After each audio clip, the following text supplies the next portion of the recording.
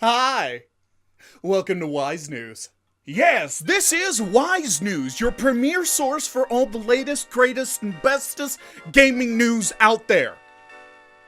Fuck, I'm good at this. Yes, our first story will come from our good friends over at EA, and they are currently my favorite publisher right now because they kicked off one hell of a shitstorm that rippled across the gaming industry. They being the ones responsible for Star Wars Battlefront 2, if you don't know, kicked off a really great shitstorm when they put loot boxes tied directly into the progression system and got Belgium, Britain, and several other national governments now are looking into loot boxes to make sure that children's mental health is not affected because of this. That coming from the Belgian Ministry of Justice. Yes! Now, EA has made their position clear on this, and they had this to say, referencing Battlefront 2. Creating a fair and fun game experience is of critical importance to EA. The crate mechanics of Star Wars Battlefront 2 are not gambling. Bullshit. A player's ability to succeed in the game is not dependent on purchasing crates. Bullshit. Players can also earn crates through playing the game and not spending any money at all. Once obtained, players are always guaranteed to receive content that can be used in-game. Yeah, you can receive content to use in-game, but at the same time, can you also, comment on why players in Battlefront 2 that purchased a shit ton of the crates are now just superior to everyone else in-game?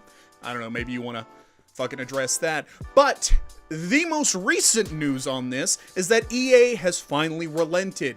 They had a lawsuit going against the Belgian Gambling Commission to keep their loot boxes and things in place in franchises like FIFA, and no, those are being taken out. EA has finally relented. They are taking all their loot boxes out. They're selling, they're not allowing their currency to be sold in the FIFA games anymore. No more FIFA packs, and currently the US, Britain, Finland, several countries right now are doing this exact same thing, and they're finding that it is also gambling. So currently, I'm just having a great time watching EA just drown in their own mediocrity and fucking stupidity as they tried to go from making some of the money to making all the money, and it just backfired in their face. And it's also being shown in games like Anthem and Battlefield 5. Battlefield 5 was delayed, most likely because loot boxes were also tied into the progression of the game and they had to rebalance it. So that's what loot boxes do to a game. It fucks with it completely. It doesn't enhance the game. It makes it worse, guys. It makes it worse.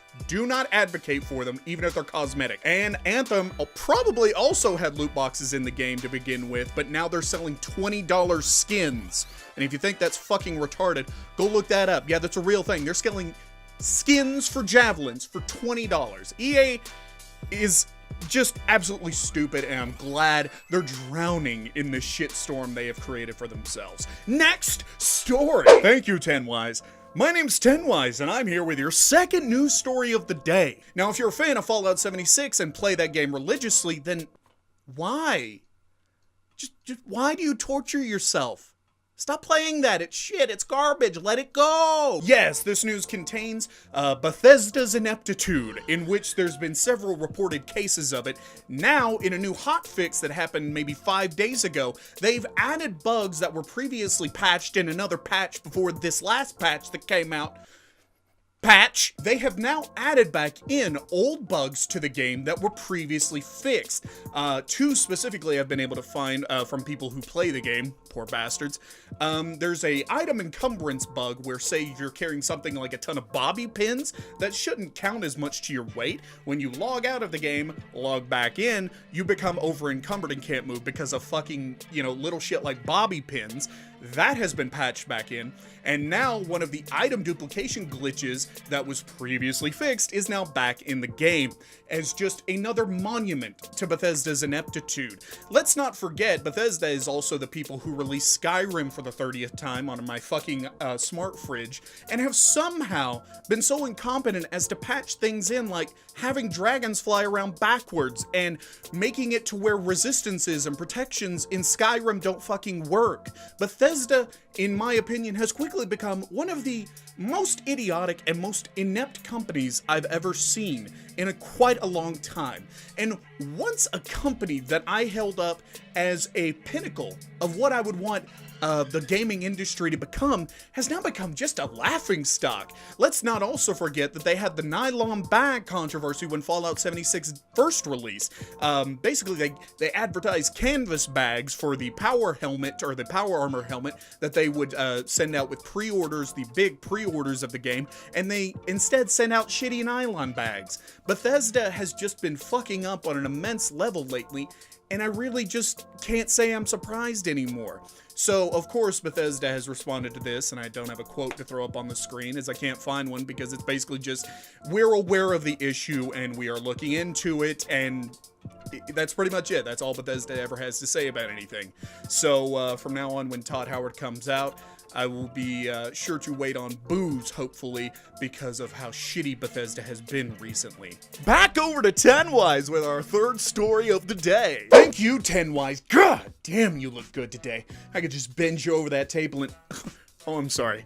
I'm just so handsome I can't help myself sometimes. And finally, our third story of the day. No, it is not tearing down your favorite game or studio. It's actually pretty positive. Xbox, lately this console generation, has not been faring so well. A lot of their earlier exclusives like Scalebound were canceled quite a long time ago, and they've been kind of desperate for more exclusives since. Now, they did announce some at E3, but boy, they weren't really grabbing my attention a ton.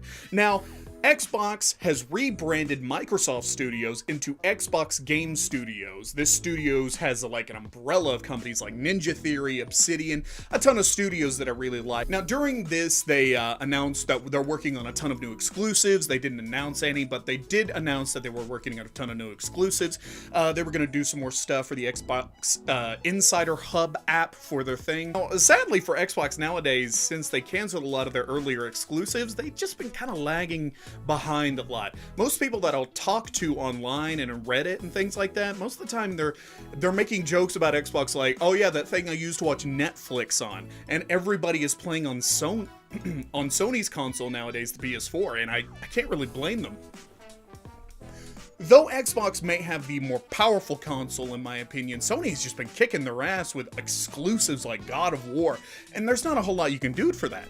Now, in this press conference, they revealed a lot of details about how they're going to really focus hard on video games this time around. They're going to work very hard on trying to get really good games out exclusively for the Xbox. Now, that's what they've been needing for a long time, but one of the bigger announcements they had was the Nintendo Switch was getting Xbox Live, and that's a big thing.